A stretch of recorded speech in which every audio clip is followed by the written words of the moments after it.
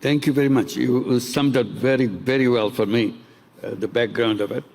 I would have hated myself sitting there and watching an ASEAN session going on here on the stage. You saved me, I'm here. So I'm very happy to be here with everybody in ASEAN. And thank you for giving me this opportunity. And we all pray for your success, Julie Bishop. It makes a lot for Bangladesh, that's the Rohingya issue. And so you have to succeed, make it happen, and we're all with you. At 171 million people in Bangladesh, wish you all the success. Thank you. And I was talking about whether Bangladesh should be part of ASEAN, and as I said, I will hate myself. I consider myself personally as a part of ASEAN. It goes for a long time. It's, because when I started my work, the first country that adopted our work was Malaysia. Amana Ikhtiar, Malaysia, and next to your constituency. Anwar has become a very good friend since then. We have been very close, and enthusiasm that he showed in our work, as a result, is spread. The whole idea of microcredit is spread all over Malaysia. And that was the beginning of the idea of microcredit going out of Bangladesh. That's the first country. So that brought me so close to Malaysia, and it became stronger and stronger relationship with Malaysia. We feel extremely well connected together. So I don't see why we cannot be together in ASEAN. And my friend, Prime Minister Anwar, has already assured me that somehow we will become a part of ASEAN, starting with the dialogue partner, which is available, hopefully, because emotionally we're so close to make it happen. And then came Indonesia, next to Malaysia. This is the Karya Usaha Mandiri. This is a microcredit application in Indonesia. So Indonesia became very close to us, working together, village after village, island after island. So I cannot see myself distancing from Indonesia. We're so much part of Indonesia, so personally happening. And Vietnam, almost every single women leader in Vietnam came to Bangladesh to study what we are doing and bring it to Vietnam. We did our program all over Vietnam. So personally, we're already part of ASEAN. We cannot take it away from us. We have to accommodate us into ASEAN. This is something that we have to work together. So this is what we're looking forward. I'm very honored to be here along with everybody else from ASEAN speaking today. The point I wanted to raise with ASEAN is a part of ASEAN, emotional part of ASEAN. It's a wonderful group of countries moving forward, very confident steps, future looks very bright. But the question that I've been raising in Bangladesh, and I want to share it with also ASEAN countries, what kind of future that we see for ourselves as a region, as a country? Do we follow the same footsteps that the West has done as a success and the same development paradigm that we have learned?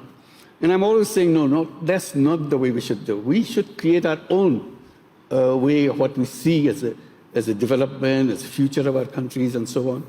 One of the things we said, all the issues and definitions and the concepts that we have adopted from the Western way of looking at it can be redesigned. And that's one of the things is the whole banking system, whether banking system should remain connected with the people with money. Can it be redesigned to bring it to people who don't have money, starting with that? And that's what the changes in the microcredit came as a change for that, addressing that, challenging the whole banking system. Banking system has to be redesigned. And that led to us another issue which we want to share with ASEAN. As a part of ASEAN, we will have to work together to make a different kind of society that we have right now, following the same kind of old footsteps that we do. Avoid the whole wealth concentration issue completely, right from the beginning. Because otherwise, if you follow the same step, we go back to the same thing with all the concentration of wealth. It's a globally concentration of wealth is going on, and that will be a disaster for future. So how to do it differently? That's where the banking system comes, very important. Making availability of the finance to the people And that should be part of the whole ASEAN paradigm, that this is what we do. We ensure that no matter who a person is, either a poor person, a rich person, man or woman, as a human being, I'm entitled to it. I can change my own life. And that's what the kind of mission should be integrated into the ASEAN way of thinking. It's not the same thing, but we adopt many things, but we also add things. And that led to the issue of entrepreneurship, which we have been talking in Davos. Klaus Schwab has created, and with Hilde Schwab, the Foundation for Social Entrepreneurship. So the whole idea of social entrepreneurship comes, how to create an economy based on social entrepreneurship, rather than just follow the same path of profit maximization, growth, and so on. How much growth is important, how much sharing of wealth is important, so together. So those are the things that we have to address together in ASEAN framework to make sure we not only progress, we also progress in a different way, as it becoming an example for the rest of the world. We should not be just copying things the way it happened in the past, and allowing the young people to take lead. This we have coming from Bangladesh, coming from the uprising of the young people from Bangladesh is very, very strong right now with us, to show that what the capacity of the young people, how to bring up the young people to lead the nation, lead the people with their ideas, with their concept, their technology. They are completely different kind of generation, unlike the generation that who run the country. So how to make sure we adopt them, bring them forward, so that they can bring their ideas and leadership and concepts to impact on the economy and the society as it together. So those are the issues that we want to raise it, and we'll be very happy to join ASEAN. We are waiting for it very eagerly, and we want to do a job which will be something for the world to see. It's a very different kind of region which grew with a different kind of framework. Thank you very much.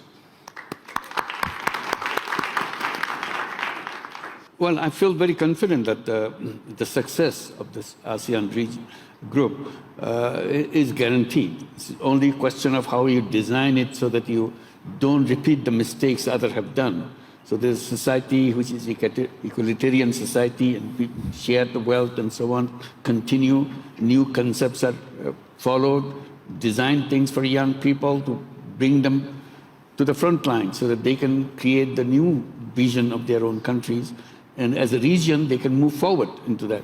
So this is what I see an opportunity for them, and they're very creative as a region. This is creativity and entrepreneurship is built into the society. So we should not go away from that and follow this job-oriented society that we have to have a job and continue with the job. I think the whole thing will be entrepreneurship-oriented society. The young people grow up to make sure that he or she can participate in the economy on her own, on his own. And that's where the financial system has to be redesigned in a way it serves a purpose. Social business funds can be created so that the funds can be available to the young people. This educational system can be redesigned so that this is not getting a degree to get a job, kind of the conventional way of thinking. We go to the university, we go to the educational institution to prepare ourselves to become entrepreneur, become creative person, which we are. Simply, we kind of sharpen the creativity. Education gives us the knowledge and gives us the opportunity to make sure we come out as an individual creative person and contribute to the society. It's not for personal gain all the time. It's personal gain is one part, and the social gain. So each one growing up, not just one-dimensional person which pursue the life just for his or her own personal achievements. So it will be something part for yourself and part for the community, society that you belong to, so that that society becomes better society after what you have done. Thank you. Thank you. Thank you for those wonderful words at the end. Thank you so much to this great panel. I think we know a little bit more about not only ASEAN, but also the possibilities in the years to come. It was a great panel. Give them a big applause. Thank you.